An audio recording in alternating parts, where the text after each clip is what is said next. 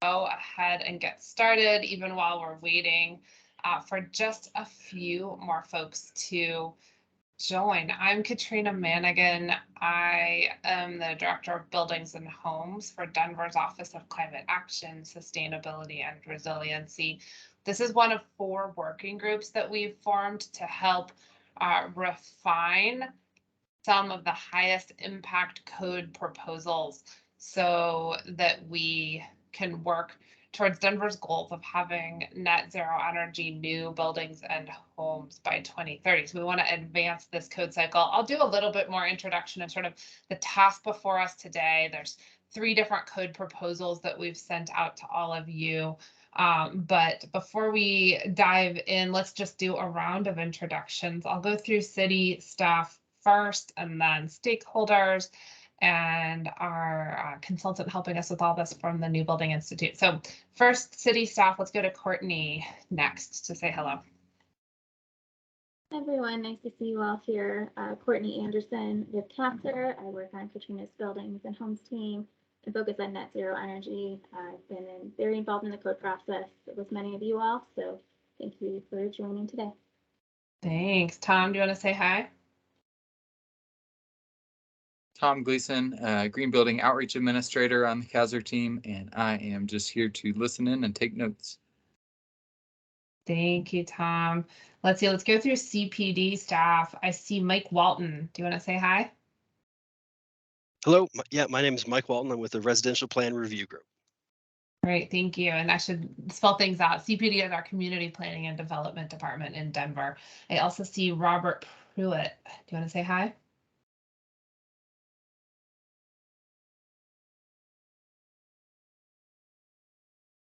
Robert, you're on mute if you're trying to say hello. Having tech issues. Great. Antonio Navarra, do you want to say hi? Absolutely, love to say hi. My name is Antonio Navarra, Senior Inspector with the City of Denver. Be kind of in charge or in helping out getting all the inspectors up to date on everything that we're coming up with. So I'm real happy to be here, and thank you. Thank you for being here. Okay, let's go through all the stakeholders who have joined us. First on my list, I see Bill Rictanis. Hi, everybody. Bill Rictanis, I'm Chief Operating Officer at Thrive Home Builders. Thank you, Bill. Next, I have John Dutch. Hello, I'm John Dutch. I'm the Director of Purchasing for Coble Urban Homes. Great. And Jonathan Fertig. Hey everybody, I'm Jonathan Fertig, an architect at Davis Partnership and a certified passive house designer. And I also sit on the Denver Green Code Technical Advisory Committee for the non-energy chapters. Although I will admit my experience is multifamily and commercial more than the residential code, so I will be as helpful as I can. But thank you. My caveat. And thank you for joining us in this IECC working group, since you also are volunteering as part of our Denver Green Code Committee. Next on my list, I have, actually, I think that is all of our stakeholders. Let's go to Christy Collins to say hi. I saw one more city staff person. Oh, sorry, I was a minute late. Hi, Christy Collins with Community Planning and Development. Thank you, Christy. And then let's go to, actually, we have 2 consultants that are supporting this process here today. Robbie Schwartz, do you want to say hi first? Hi, I'm Robbie Schwartz with Build Tank Inc., helping with Noresco, who is helping with the code development and change process in the city of Denver. Thanks, Robbie. And our other consultant is Sean Denison. Sean, I'll introduce you for yourself unless you give me like a thumbs down, because Sean has lost his voice. We are going to minimize how much Sean has to talk today to absolute necessary things where we need him answering critical questions and technical things. So you can just wave.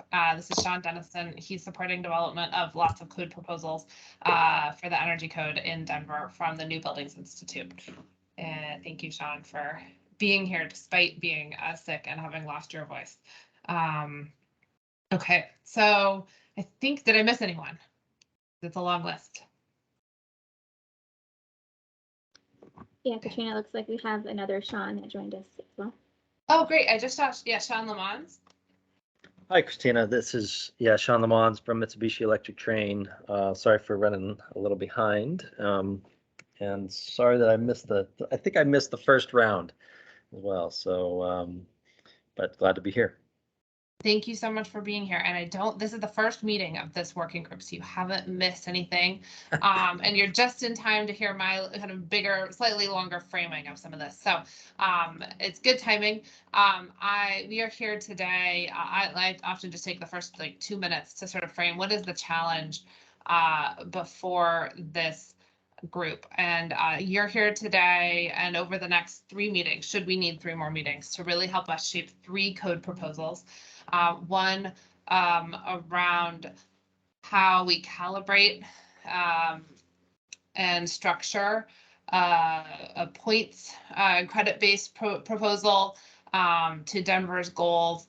Another about considering if we should require a minimum amount of renewables or some alternate options. And fourth, around the aligning the performance path for homes under the code. And I'll just show you briefly a chart that the New Buildings Institute put together for us, just showing kind of how these proposals, just a little bit of the importance of the work today, how these proposals align with how getting us on track to reach Denver's goals. So here, some of you have seen this before, but not all of you. So here you can see in orange how the model national energy codes have been tracking in terms of the path towards zero carbon emissions intensity. And then you can see how Denver's code has been tracking. We did adopt a bunch of amendments into the 2019 code that put our blue dot a little below the IECC 2018 code. And then the code committee has been meeting and amending the IECC 2021 code. And so our current status of the Denver Energy Code 2022 that you can see here is a little bit better than the IECC model 2021 code. But it's still a long ways off, as you can see from the path to net zero energy for design by 2027, so that we can have net zero energy outcomes by 2030. And the 3 proposals before this group today are the highest impact proposals. The 3 of them together take this blue dot from the current status down to the red dot, almost on the line. The max potential dot would include the electrification proposals that SWEEP proposed. Some of you may be familiar with those for electrifying space and water heat in new homes. Those proposals didn't appear to have much support from the code committee when they were introduced. And so we've decided not to work on developing those further, but instead to focus on these 3 that are before this working group, to refine them a little bit and bring them back to the code committee, hopefully with all of the support of this working group, to say, yes, these 3 work for Denver. They get us on the path to net zero energy. They get us close to this kind of red dot, or on the path as we think they can get, but they also are doable, they make sense, they're workable. And so that is really the task before this group over the next, for today and 3 more meetings. So with that, I will pass it to Courtney to walk through the first proposal. We're going to have Sean walk through these because he drafted them, but because he does not have his voice, Courtney will walk through one, Robbie will walk through one, Courtney will walk through another, I believe. And then I think we want to just frame each of them just to center all of our thinking. You have them in advance, but these are pretty wonky and technical. And then we'll get into the discussion. Thanks, Katrina. Let's screen share. And these links to these proposals are also in the agenda we previously sent out. And Tom, maybe if you can pull up that email and drop the link into the agenda, if you can also open it up. So this first proposal is for number 47 about R408, the additional efficiency options. So I'm just going to give it a high-level overview, and then, like Katrina said, we can get into some more of the details a little later, questions and topics we want to cover. So an overall description of this proposal is that it aligns the residential prescriptive path to Denver's goals and introduces a points-based system. It converts the 2021 IECC additional efficiency packages into this system. So it has overall credit requirements that are different based on if it's an all-electric building or a mixed fuel building. It also adds flexibility for project teams and aligns the point system in a similar structure as commercial. To get into a little bit more detail, it does add definitions, so that's what you see up at the top here. There's also language adjustments for aligning with other proposals, such as the one Robbie will be discussing soon about ERI. And then we're into the meat here in this R408 additional energy efficiency credit. So this is where you start to see a long list of different options, and the structure might be a little different than what you're used to. So in this, this intro area up here, you have that all electric buildings will need to get 3 credits, and mixed fuel buildings will need to get 18 credits from this table. So in scrolling down, you see that there's different options. A lot of them have different levels of performance for the same measure. So you see different, ACH levels, so you'll get different requirements for those. So there's kind of a high performance and then a top tier performance to get your credit. And then each credit is worth about 1% of savings. And there's about 26 different credit options total. And so the chart up here breaks down all those credits, and then below in the document, you can see the breakdown of every single item that you've seen at the top. So reduced envelope UA, there's 3 options. And then moving your way down, there's just several different options about heat pumps or space condition, equipment efficiency, HRVs. And I can drop this link in the chat if it's there, so that you all can look at the detail rather than me scrolling up and down. I would say that's the high level overview. There's 2 different paths for all electric building, or there's a path for an all electric building and then a path for a mixed fuel building. And that this mixed fuel building can still get points for having electric space heating, so they can have partial electrification and get points to count towards that total 18. So I'm going to move on to the next proposal, and right, Katrina, we're going to go through all of them and then come back and have a larger conversation. Yeah, let's do that, just so that, because they fit together. So of course, this is the proposal that Courtney has up now, that is the prescriptive, would become the prescriptive path, or is amending the prescriptive path for new homes. And then Courtney's going to go through a proposal now, right, Courtney, on minimum renewables that would apply to both prescriptive and ERI pathways through the code. And then I believe it's going to Robbie to talk through the ERI proposal, right? Which is the performance path for homes, right? Just, I think everybody here is pretty good experts in code, but just for anyone coming in a little bit newer to this. Go ahead, Courtney. Sure. So like Trina mentioned, this is the minimum renewable proposal. It would be for both paths. So regardless if you go prescriptive, what we just went through in R408, or if you go through the ERI path that Robbie will describe here in a bit. The overall description of this is really that it introduces a minimum requirement for 20% of annual energy consumption from on-site renewables, but it also has alternate compliance exceptions. So looking at this proposal, you have definitions for off-site renewable energy systems. So just to be clear in the code, what do we mean when you get into those exceptions later on? This R404.4 is about the minimum renewable energy system capacity. So requiring on-site renewable systems of at least 4.8 kBTU per square foot per year, which is about equivalent to 20%.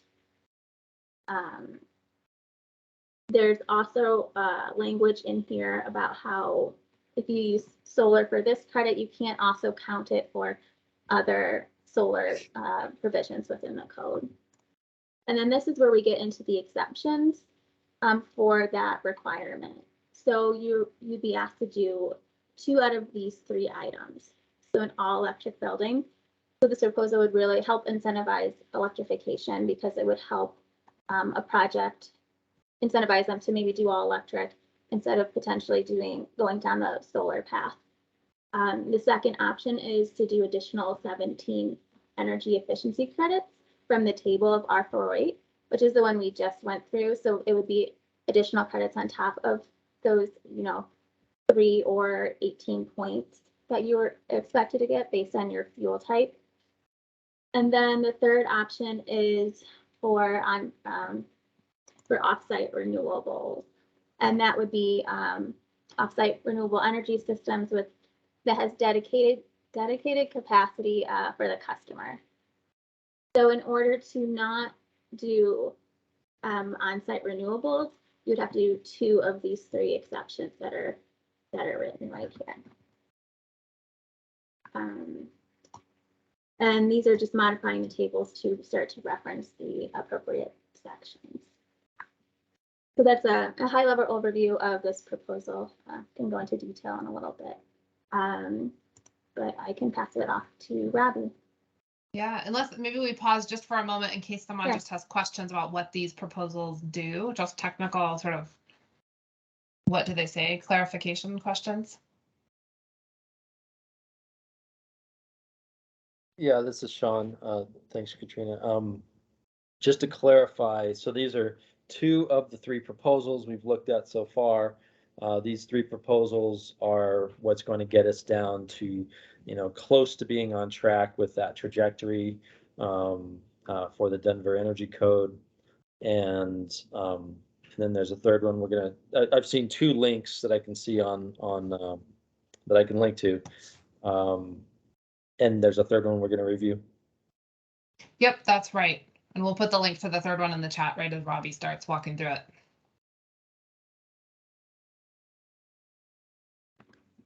All right, Robbie. Would you like me to share my screen?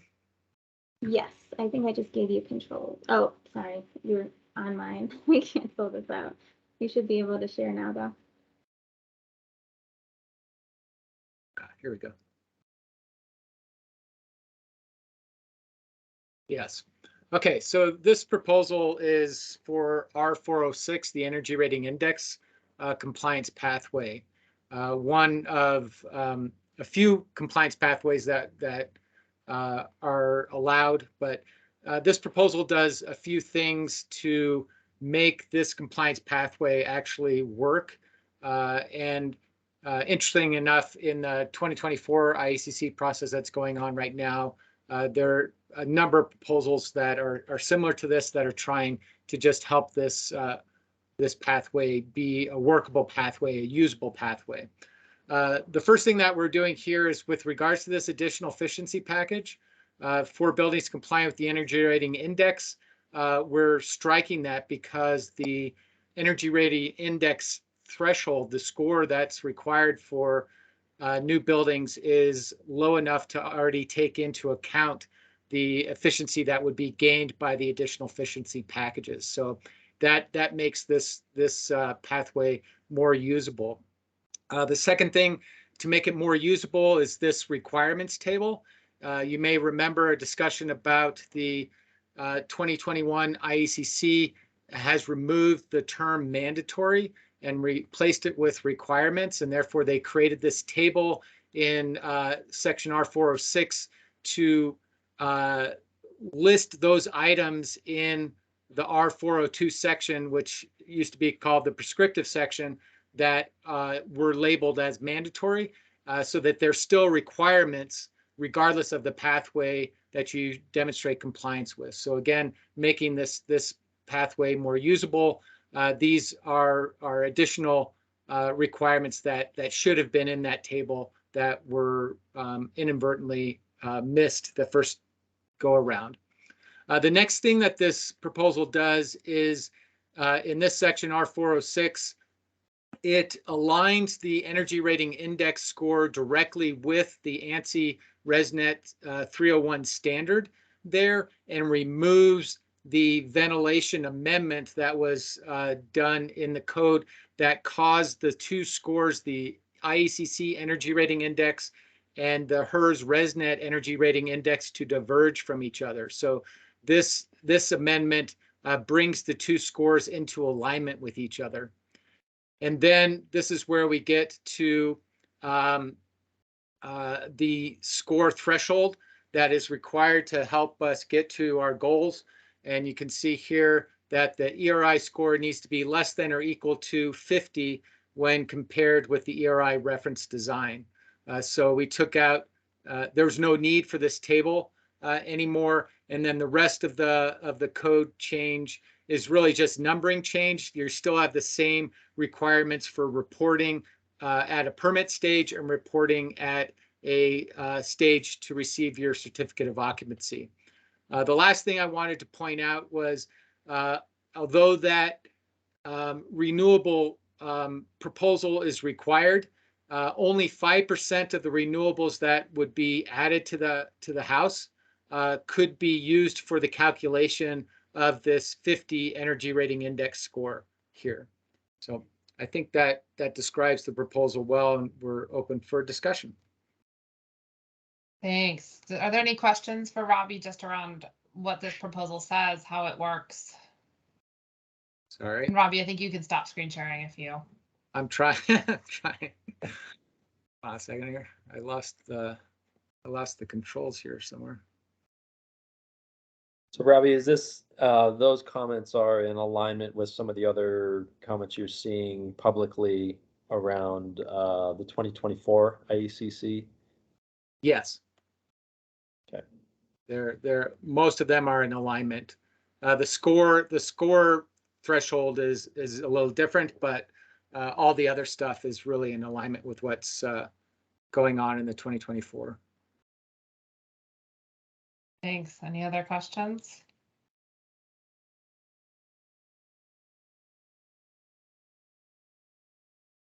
Okay. I think, Courtney, remind me if I don't have this right, but I think we want to primarily identify topics today that we want to really discuss in further depth this meeting and other meetings on each of these proposals. So we may end up with a meeting in depth on each of them, but we're going to shape future agendas based off what we hear today. So let's go through these one by one and identify topics that need further discussion. And we'll start with the first proposal that Courtney introduced first, unless someone has a strong burning desire to start with a different one, because at this point I don't think the order is that relevant, but we'll start with the prescriptive points proposal first. I'd love to hear, yeah, you want to put that back up, Courtney? Thank you. And I'd love to hear maybe Courtney, you can start by just summarizing what we heard from the committee, the reason this has sort of gone to a working group. But I think there may be, I think one of the reasons we have the working group is also that these are just kind of big and complicated. And so there may be other things where they didn't get raised in the committee, but we need to make sure and sort through them for this group to feel really comfortable recommending that this proposal is ready to go to the code committee. Yeah, Katrina, I think you nailed it there. I think the last time we presented this proposal, there weren't too many open questions or concerns. It was, I think people want, they are very complex proposals and people want to feel comfortable with them. So I want to give people a chance to ask any questions they have, and so we can get to that place. And if there are questions and concerns, we certainly want to hear those so we can help work through those. We're open to this proposal being modified through this working group here, and getting to a place where we can all be happy with it. Exactly. Quick question, Rob Buchanan from Excel Energy. There seems to be a discrepancy between 40841, 40842, and the text below. It goes from 3.2 to 2.1. Which are we targeting here?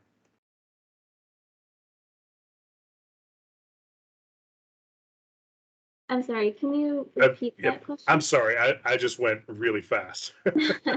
So in the table, 408.4.2 or 408.4.1 Yeah. says less than 3 ACH 50, and 408 and the text says less than 2, and the same for 2, and the same for 408.4.2. And then scrolling down.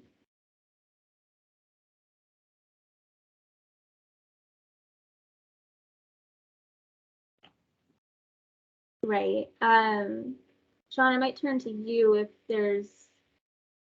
you can speak to the intent of what it's supposed to be, if you can verbally speak. I would just need to double check the modeling. So all of these points are based on modeling. And so these were modeled measures, and we just need to make sure that it's consistent. I'm not sure why it's different in the table than in the text, but we would just need to make sure that the credits that we calculated from the modeling align. And so I'm not sure if it was 3 and 2 or 2 and 1. I imagine that it was 3 and 2, but we can verify and then update the draft. Yeah, thank you very much. Matches like that are always welcome. And thank you, Rob, for joining. Welcome. We didn't get Yes, you I'm during sorry. introduction. I'm sorry Okay. I'm late. Thank you for being here. Any other questions about this proposal? Courtney had flagged for me that one thing the code committee noted was that there's sort of a challenge with the points around electric space heat and electric water heat. You can see each of those are worth 15 credits. And that's more than the total required of a gas building, right? So if you did both of those things, you'd be all done. But an all electric building, it says still has to do 3 additional credits. And so I think that's a question we have that we'd like some guidance on from this group. If you do all electric, should you just not have to do any additional credits? Or alternately, should we rejigger some of the points for electric space heat and electric water heat? Or is it okay as is, understanding that it's easier to do gas with electric space and water heat than all electric, the way they're currently structured?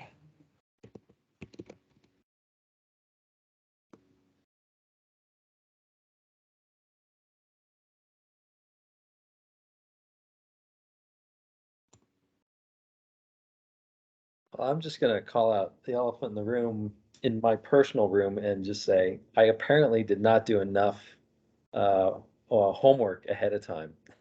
There's just a lot to take in on these things. Not that they're not clear, but getting through 3 of these and looking at the commentary and comparing kind of specifics to specifics, it's hard to say whether or not those points are, are beneficial or not. If it's just a matter of, if you go all electric, you're going to end up with more points. You're going to be forced to do more points. It does seem counterintuitive. And I think that came, see if I get this right, Courtney, but I think that came from the fact that the credits align with the energy savings. And so I think it's kind of just a strategic question then, if a building is all electric, should perhaps they not have to get any additional credits? Currently it has 3 additional credits still required. Are those? And that 3 credits, Sean, see if I get this right, but that came from it's sort of equivalent to the package that would usually be required under IECC 2021 today. This amendment is a shift from picking efficiency packages to having to get a certain number of credits. Right. So the 3 credits roughly aligns with the value of the packages that are in 2021. So unless we want to allow all electric buildings to be less efficient than the model code that we're using, then we need to require at least 3 credits from them. having the 15 credits for each of the partial electrification options, it was originally calculated based on, what is the carbon value of those measures in terms of credits. And the carbon value of even partial electrification is fairly high, but then we see, what happens is that because the carbon value is so high, even in Denver, that it kind of skews the credits. So we do need to, instead of being a technical calibration, it's more of a policy calibration for those two options.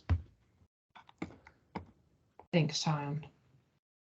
And again, we don't necessarily need to resolve that today. That's an issue that's on the list. If someone had suggestions, to your point, Sean Lamont, like you can take more time to think about that. And you can even email us offline other issues that you might want to flag, or you or others want to flag with these proposals.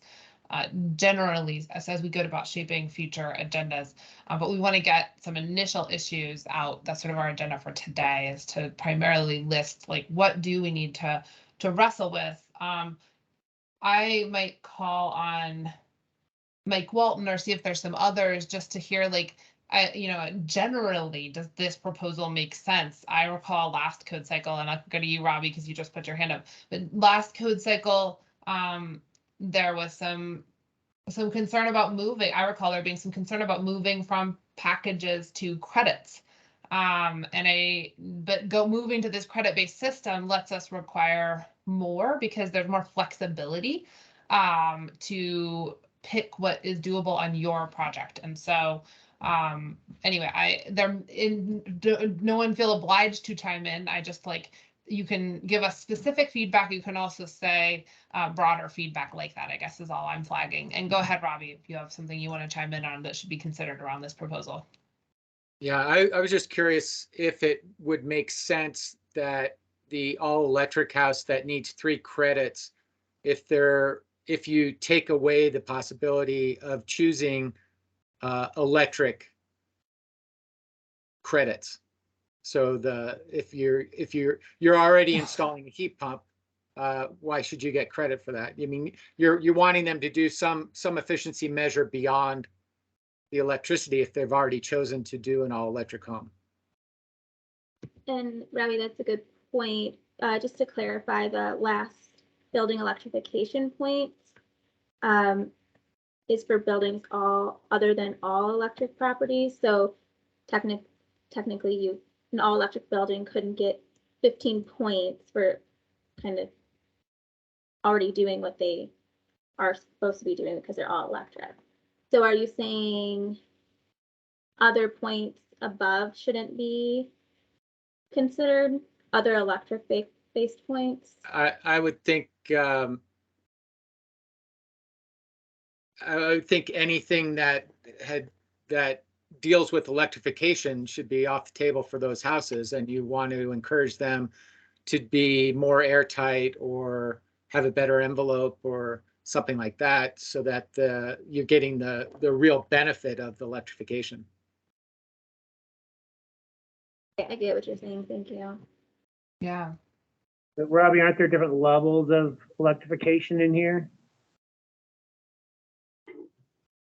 That was going to be there are for your choices if you're not starting from the baseline of an all electric property. But so there are two. The charging language in R408.1 breaks out different credit requirements for all electric properties versus other buildings.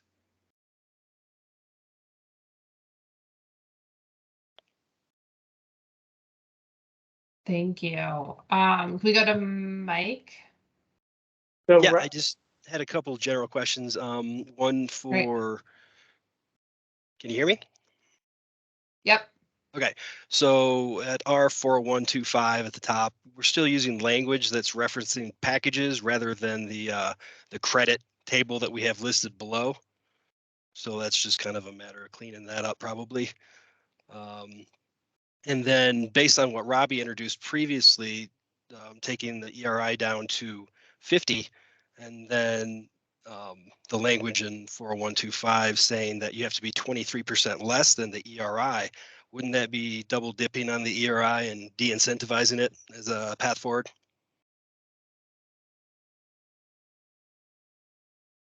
So in this proposal, it was meant to stay a little bit standalone.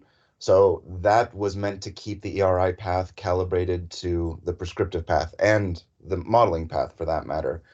If the R406 proposal passes, then it would actually wipe out what R408 does to R406, if that makes sense. So I guess it's a little bit of a wonky bit of code adoption process. We don't want to adopt this credits proposal and let the paths get out of sync. But the R406 proposal does more than just calibrate the ERI approach. It actually improves the ERI approach. So if they both go through, then what we see in R408 would get replaced by the proposal that changes that language for R406. Just striking anything for the ERI path altogether. Yeah, any changes that this would make for the ERI path would get replaced by the changes that the R406 path proposal would make. Okay. Great. Any other questions, Mike, or others? And if not, we'll move to the minimum renewables proposal to flesh out questions and issues. Actually, just back to the question on that Robbie was pointing out in terms of if it's all electric house, are there not additional kind of tiers of recognition? I maybe I'm phrasing it wrong, but just because you go all electric, does it mean that you have an efficient house, or are you just paying for more? If you choose an entry level heat pump, for example, I'm just using the example that I'm familiar with heat pumps. If you choose a 16 SEER 9 HSPF 9 heat pump versus something that is 10 or 20 or 30% more efficient than that, is there recognition for that more efficient choice, or are you just paying for a higher utility bill that is powered by a more efficient utility grid down the road? Is there recognition in those tiers? So I think I understand what you're asking. To go through the all electric credit requirement, it is structured so that the home would have to have, since it's requiring a COP of over 1 for 75% of the load for both space and water heating, that means that they would have to be heat pumps, but they can be code compliant heat pumps. So once we get into the table, we do see that there are credit options for above code heat pumps, which is, I think if we're to be honest about the way that the market is right now, most people probably will get above code heat pumps because most of the heat pumps are above code right now. And so they would be able to get credit for having their above code heat pumps. And that would probably be the most likely way, I would imagine, that most all electric buildings would comply with this section, is that they would choose an above code heat pump for either space or water heating or both, instead of just a code compliant heat pump.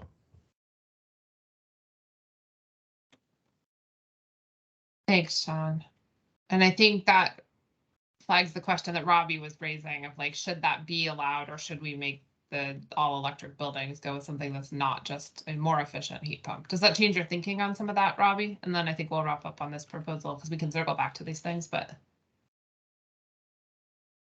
I don't think so, because my concern, I guess, is you're relying on the base, potentially you're relying on the base energy code thermal envelope requirements for an all electric house.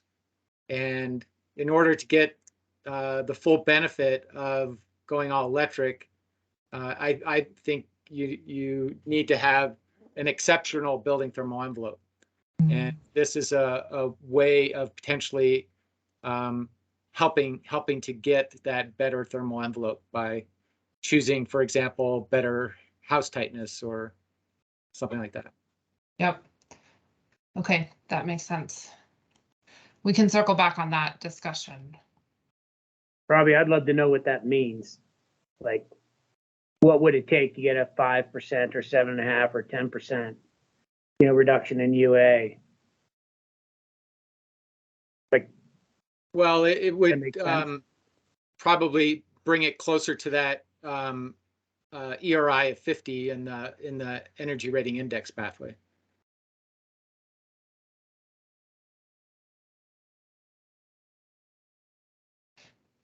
Maybe because I think we're actually somewhat close on this, I will ask one more question. So Robbie, that means that, if someone just installed a minimum efficiency heat pump that's just code compliant or one of the less efficient ones, then because they don't get extra points for doing an efficient one if they're all just an all electric home. Does that still seem like the right balance to you?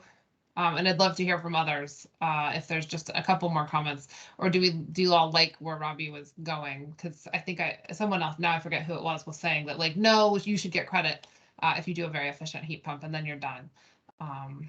Well, sorry to jump in, but this is Sean again, Sean Lamons. I support what Robbie's saying. I think that the building is the long-term choice and the heat pump is the midterm choice, right? And allowing for a market solution that is entry level but substantially better than what we're dealing with today, meaning you're putting in a heat pump, not just an air conditioner and a gas furnace. I think is the right minimum pathway, or right minimum thinking, I should say, in this regard. To Bill's question, what does that really mean? And that's really where the energy modeling comes in, and in terms of doing choosing a better product has its own kind of features and benefits, as well as incentives at the utility level or other incentives, that are non-utility related. I guess I'm okay. I guess I'm saying I'm okay with setting a minimum heat pump that's achievable by a broad range of market solutions. Okay. So Robbie, help me understand this. This is stuff that you would do in addition to general compliance through another pathway, right? So you have to comply with the code, show your compliance, and then you choose features above that up to the total number of points based on your fuel source. Am I understanding that correctly? Yes.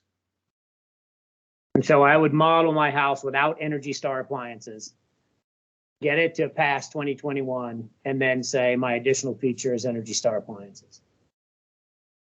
That's one approach. If your standard spec was to include Energy Star appliances, the other way to think about it is that you've already met this requirement. If your standard is always to install a heat pump water heater, you've already met that. You've gotten those points. You don't have to do anything additional. So this is not in addition to what it takes to comply with the energy cost compliance portion of the code. I'm not a code expert, so I might not be understanding what we're talking about completely. Well, you would model your house for cost compliance, and using the specifications that you spec, and you have to meet compliance with the cost compliance report. Then you go to the additional efficiency credits and you see what your specifications are. Your specifications actually listed already on this sheet? And if they are, you get those credits. If you're missing credit points, you're going to have to choose something else to add to your specification. So if you build, let's say, not to just say I'm a base builder. I'm not trying to do anything exceptional like Thrive is. I'm just trying to meet the base code. I probably am not specifying, I could be specifying an 80% furnace and still meet the cost compliance report. I would then have to go to the additional energy efficiency packages and say, yes, I meet the cost compliance report, but I don't meet the requirements of the additional energy efficiency package. Therefore, I need to choose something on this list, and it might make sense for me to upgrade my heating system. Okay. I guess what's confusing me is that I'm actually submitting permits in a jurisdiction that's adopted 2021 already, and I have many of these specifications as my standard feature, and I barely complied with the energy saving requirements of 2021. Which to me means, if that's the case, go for it, because yeah, and the reason for that is that mechanical, if you're using the cost compliance methodology, mechanicals aren't included in that modeling. It's only it's only the thermal envelope and heating, cooling, but not including the mechanical portions of that. Okay, well, that makes more sense. Okay. Thank you. And I guess to throw one other thing in there, that's one reason why we're trying to make the ERI approach a much more usable approach, because first, the ERI score is a way for new construction residential buildings to demonstrate their efficiency, because the EUI doesn't work well with residential buildings. So we need a way to be able to quantify the efficiency for residential buildings, and the ERI score does that. And second of all, the ERI score takes into account mechanicals as well as the thermal envelope. And that's why the 408 section gets kind of wiped away. And when you set the score at 50, it ensures that you're doing well with your thermal envelope and you're doing well with your mechanical system.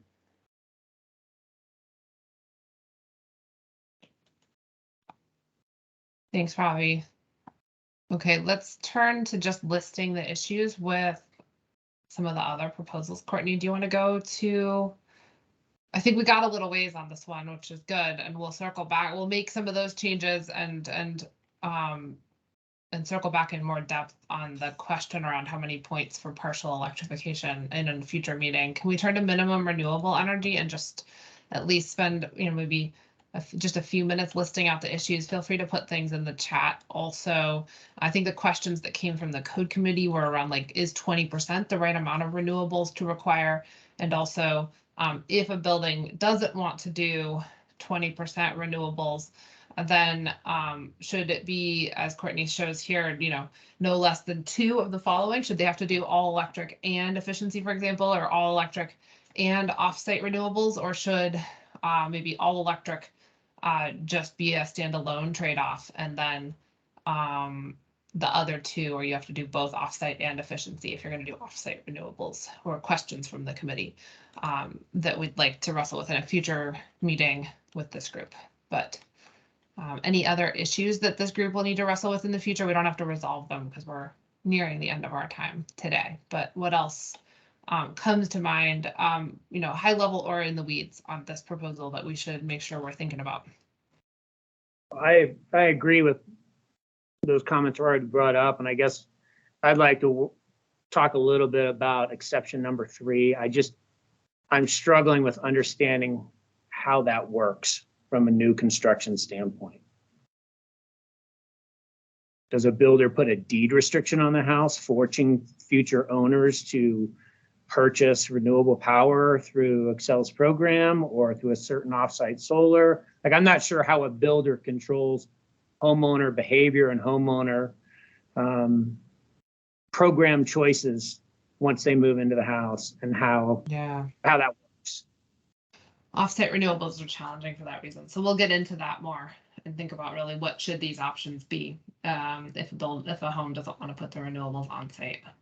Thoughts from others? Or can't. I mean, there are situations where it doesn't, Right. it's not practical. Yeah, And I mean, if it can't, it's 5 times higher to purchase it. Is that correct? Or you require 5 times greater metric, right? Yeah, Sean, can you speak to the quantity there? Mm-hmm. It's so the quantity is meant to account for the issue of time. That if you install an on-site renewable energy system, well, then you have the production of that renewable energy system for its service life. But if you're buying off-site, particularly if you're showing that you have a contract that you have already purchased off-site, basically ahead of time, and that I think gets to the previous question, then that means that you need to buy not just 1 year's worth of production, you need to buy the full production life of what the on-site system would be worth of production. That's why you see this multiplication. So you see that it's a 5-year contract and then 4 times over to represent a 20-year service life of an on-site renewable energy system. It gets challenging. I think that's probably one of the biggest challenges of doing off-site versus on-site, is that when you do on-site, you do have a full service life of renewable energy, but when you do off-site, you're buying it, depending on how the system is structured, a year of production or 5 years of production. So you have to be able to account for time. I mean, is the city going to be checking with homeowners down the road? And I don't even know how you improve compliance to this. So that's why it's structured the way that it is that it is done all up front. So the contract, would need to be paid upfront, documentation provided, before the certificate of occupancy. So it's a documentation that contract has already been made that fulfills these requirements, so that you're not committing the building to future commitments, because like you said, that's just impossible to regulate.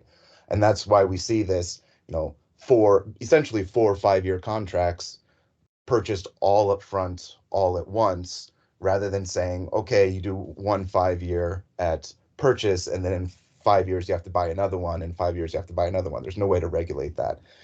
And this language handles that issue of time, but because it is a complicated issue, the language is a little bit complicated. And those types of programs are available from Excel and other energy producers?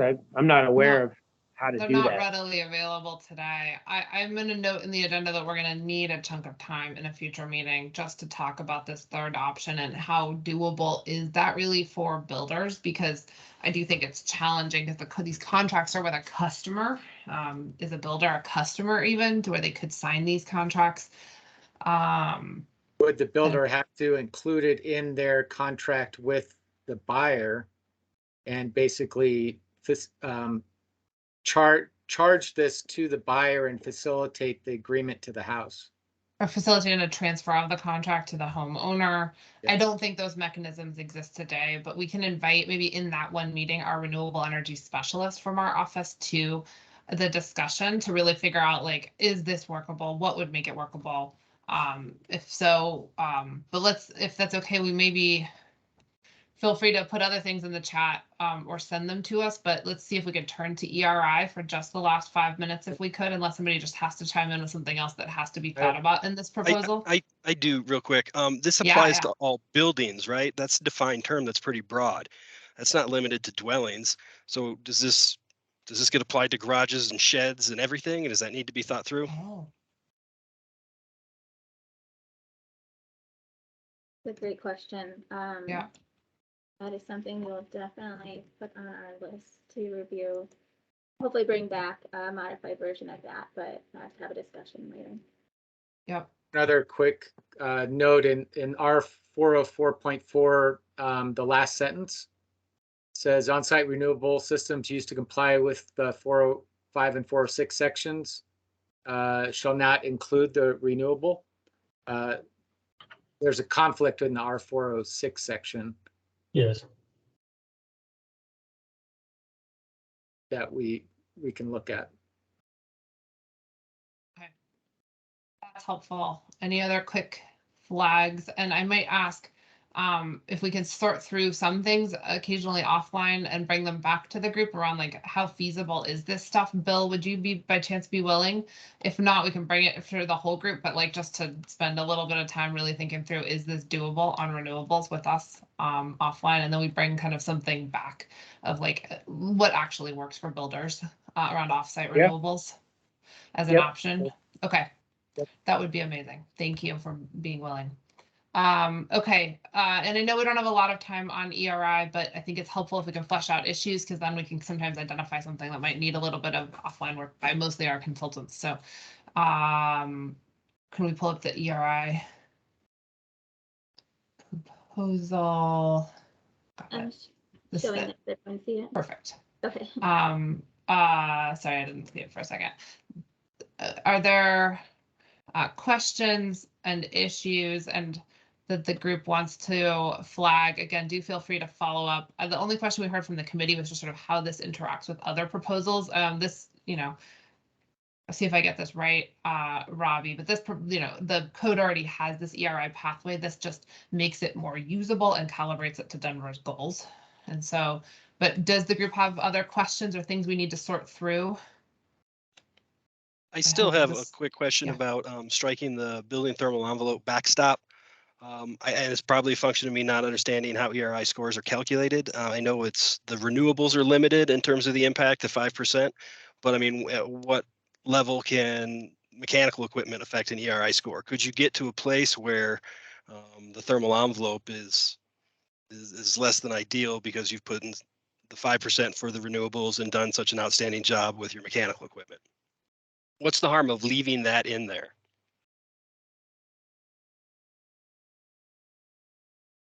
I mean, ultimately, I guess there's not a harm in leaving it in there. It lessens the flexibility of the builder to determine their specifications for how they want to build their house. Is the only thing. So this threshold of 50 or the ERI score that is chosen is a backstop in and of itself. You can't build a house and achieve a score of 50 without having just about equal to the 2021 insulation levels, plus it takes into account the efficiency of the mechanical. So you also have to have good mechanical systems in it, whereas the other pathways of the code, you would have that threshold of the IECC R values and U values, but you don't have any backstop for the mechanical side. You can, in essence, put in federal minimum efficiency equipment in the house and still comply with the IECC. So this pathway is doing more. It's in essence, it's actually regulating mechanical efficiency as well as building thermal envelope efficiency, and setting the score at 50 ensures that the envelope is not going to be a poor building thermal envelope. I think the way that instead of adding the backstop back in, the way to further ensure that the envelope is not going to be poor would be to take out that sentence in that paragraph right above the score that says on-site renewable shall not exceed 5% of the total energy use, and put it in alignment with the previous proposal that we looked at. In that way, renewables are the biggest thing that can swing the energy rating index and basically be used as a trade-off. So if that were removed, you would really be sure that the envelope is sound. You would take out allowing any renewables here. any possible. renewables to be used to calculate the index score of 50, it still would, you would still have the requirements for renewables from the other proposal. They would still have to be done. Got it.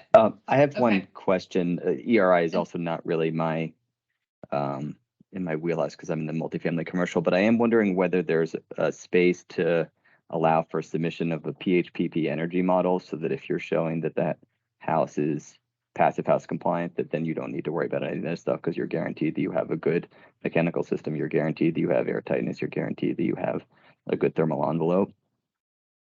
The model doesn't produce an energy rating index, unfortunately, but if you're using FIAS's version of passive house, you're also required to do the DOE Zero Energy Ready Home program, which does require an energy rating index, and so you could submit that. So that it's only tailored towards FIAS? Well, is that the this is tailored toward the energy rating index. FIAS happens to require the Zero Energy Ready Home program in addition to its requirements for creating the passive house, and therefore you can use the modeling that's required for Zero Energy Ready homes, which is an energy rating index qualification to demonstrate compliance with the code. Okay, I guess my question is there a way to have a parallel path that would also allow PHPP as a compliance method? There technically is within the code, because passive house is above code even at these levels. The code official can approve above code programs to be used as code compliance, but then that is something that is up to the discretion of the code official, as opposed to these compliance paths, which are as of right. There are a couple of jurisdictions in the country that have accepted passive house certification for code compliance. That is mostly an implementation issue. So I think that that's something that Denver would have to talk with its its own building department about their ability to enforce passive house, since it's not an ANSI standard. Enforcing it can be a little bit challenging for some building officials, since it's also a little bit black boxish in some ways. But it has been done, and I think that's something that could be discussed with the city. The other quick issue is that passive house certification isn't in alignment with certificate of occupancy. So a jurisdiction, how jurisdictions struggle with the ability to use the passive house program for code compliance because they're issuing the certificate of occupancy before the house has actually demonstrated certification with the program.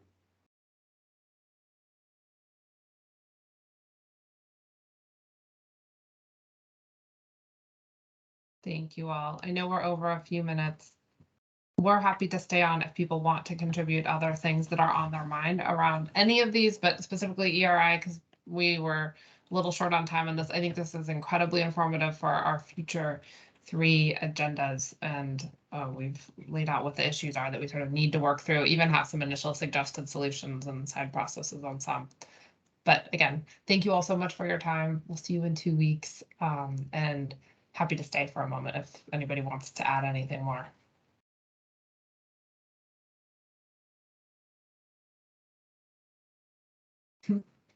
Yeah, I'll stay on a little bit, Katrina. That'd be great. I gotta Yeah, run feel for free just another to. meeting.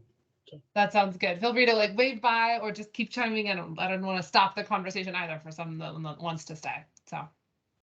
Yeah, just to flesh out those, some great points being made. Point about Zero Energy Ready is, Robbie, do you know if FIAS complies with the Energy Star component of, or does Zero Energy Ready still require Energy Star component? I'm out of practice on that piece. Yeah, so DOE Zero Energy Ready homes require Energy Star certification.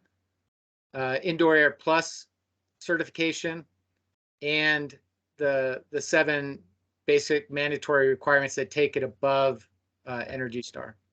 Right. So in a way that sort of brings it into alignment with the certificate of occupancy in terms of it being, proved and verified or forecasted and verified components ahead of the certificate of occupancy. Is that kind of the pivot point there? Yeah, because you can demonstrate certification with the program at the time of your final inspections. Right. So above code programs like Energy Star and the DOE Zero Energy Ready Home program are programs that are more in alignment with typical code. So if an above code program has been adopted by a jurisdiction, it's easier to use those programs than Passive House, because certification for Passive House happens months, potentially year after occupancy. Well, and probably going back to highlighting the fact that I just haven't read it ahead on these documents, and I'm not that up on 2021 code. I would imagine that there's an available pathway that would be clearly demonstrated for professionals or builders or whoever that are following Passive House standards, regardless of PHI or FIAS, and they can clearly demonstrate that with some manner of a pathway compliance. Yeah, any of the pathway compliances, a Passive House would breeze through any of the pathway compliances. Right. So it's not necessarily you're automatically at the front of the line. You still have to kind of follow the paperwork and check the boxes, but the boxes are clearly going to be checked because you're doing all the work plus. Yeah.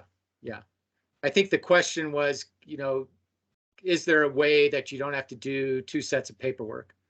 But the code paperwork is so simple compared to the Passive House model. It takes 2 seconds compared to the model that takes, weeks to build. Sure. And so to finish up kind of where I was hoping this would go, and thanks for filling in the blanks for me, or the lack of updating that I face. Couldn't the city apply a fairly easy check, a 1-pager, just to say, yes, here's my outputs from the software, and we're just demonstrating, these key items, and we're verifying that this is a Passive House project, and that, even though it has to be kind of created after the fact, it's a bit of a stopgap, but I imagine it's not that hard. It could be pretty. Well, Sean, I think it's already there. They just they could choose the easiest compliance pathway, which would be the prescriptive compliance pathway, and they really don't have to turn in anything except for the R value table listed on their plan set. They don't have to do a UA compliance report. They don't have to do cost compliance report. Yep. They could choose those pathways as well, but it's pretty easy. That makes sense. I guess I was overlooking that in terms of extra efforts. So yeah, that's awesome. Thank you, Sean. Anything else you wanted to ask about? I also see we still have Mark Rodriguez on, who I don't think we caught during introductions. So I don't know if there's anything you want to flag that we should discuss in future working groups. Sure. There was also a question. Yeah. Robbie, you mentioned something to the tune of, I'm sorry, I totally cut you off. No, you're good. You go ahead, Sean. That's great. Robbie, you mentioned maybe it's the 3rd document that talks about something like 5% of renewables applying towards the ERI. Courtney's just highlighting that section. So in the energy rating index pathway, we did not, in this modified proposal that came back to the committee, we did not strike this section. So we have to figure out how it's going to work with the proposal 67 on renewables. Okay, well, that one's probably outside my experience level right now, so I was just curious. Hey guys, this is Mark Rodriguez. I'm with Sunrun. I was in the normal committee and just kind of moved on to see these ones. Could you guys scroll down on this proposal so I could see the rest of it? It kind of came late over from the International Energy Conservation Code meeting. And Mark, I can drop this in the chat too, so you. Oh, sweet, that would be good. Review it. Yeah, Mark, the rest of the proposal really hasn't changed. It's all the proposed amendments happened at the top there. Copy. The bottom part of the proposal is all about reporting.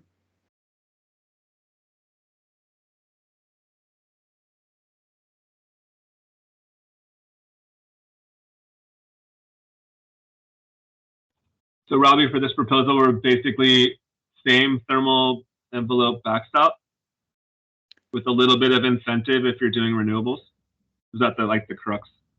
No, the thermal envelope backstop to the 2015 IECC had been removed to use an actual energy rating index backstop of 50. Okay. Thanks. Mark, just to understand, is that what you prefer? I just want to make sure you're not looking for a modification there. If so, I'd like to hear more about it. No, I'm getting clarity. I think Robbie and I are working on similar proposals on another forum too, and this is kind of mirroring what's going on there. I think it addresses my concerns. I think from a solar, for including solar from a new construction perspective, if it's not in the code as a mandate, then what are you giving incentives for builders to include it? I think the 5% is your carrot. Right. So maybe, Mark, do we need to have the committee vote on these in a particular order? Like they need to vote on minimum renewables first. And there's almost two versions then of the ERI proposal that would be available. One with the 5% credit should the minimum renewable not pass, and one without it should the minimum renewable pass, or something like that, in your opinion? In a specific order. And we can think through that more in future working group meetings too, so. Yeah. Heard together might help if they're related. Right. And we used to do that, like when we put them in tandem, and I guess I'd have to look at the language to see if one of them should actually come before the other, if one's contingent on the other. But being together is helpful. Sounds good. I have to ask what in terms of the incentive, the 5% incentive, in the context of a builder that's just building the code minimum, how does that 5% become a carrot? Like, because there's certain systems in place, right? I mean, if they're going with a central inverter, you're putting in an inverter that's minimum. Maybe they're just putting in some kind of off-the-shelf system that's available off the internet, and it's a little awning, and maybe it meets 5% or something along those lines, not necessarily setting the house up for success long term. Yeah, just help me understand the thinking around that a little bit more. I feel like it's an incentive in the code when there's no mandate for solar. So the question was like, do you want solar included with new homes, even though you haven't mandated it? Right now there's the solar ready zone. So I think most builders would take the easy path. Like, why would I include solar if I can just do a solar ready zone? So what's the incentive for me to change some of my building requirements to trade those off for solar, I guess? Yeah, and back kind of balancing that. Go ahead. If I'm really honest, and I roll this back as a contractor, and I sell solar. Right. Yeah. I think builders just want to build. They want to build the one baseline, right? Just build me one house. That's just easy for them. Yeah. Most of the builders I talk to build way above this code, so it doesn't really matter to them. Most of the ones that are including solar, I guess. Yeah, for sure. And do you think is it, maybe I'm not understanding entirely where the point here. Is it a better incentive to have the house solar ready or to have a little bit of solar? Like solar ready for the right system, for a full house system. So when someone comes in and says, oh, you've already got your chases, you've already got your setbacks, you've already got your, your panel space, and all these things are all kind of ready to rock, and putting in on a right size system to cover your house versus some kind of accommodation for a little bit of solar. That's like, we got to go in and we got to take this out. Sorry. This is You have a really loud door knocker. It's so I don't miss messages on my phone. Get it? I get it.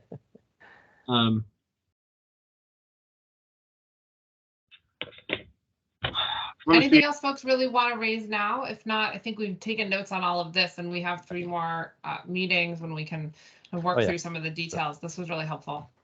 You got it. Awesome. All right. And for the record, I'm definitely up for solar wherever possible. Just looking for clarification. Thanks so much for putting it together. Yeah, thank you, Sean, for being here. Thank you, Mark, for being here. We'll let everybody go. Thanks. Take care. Thank you all. Bye. Thank you. Thanks, everyone.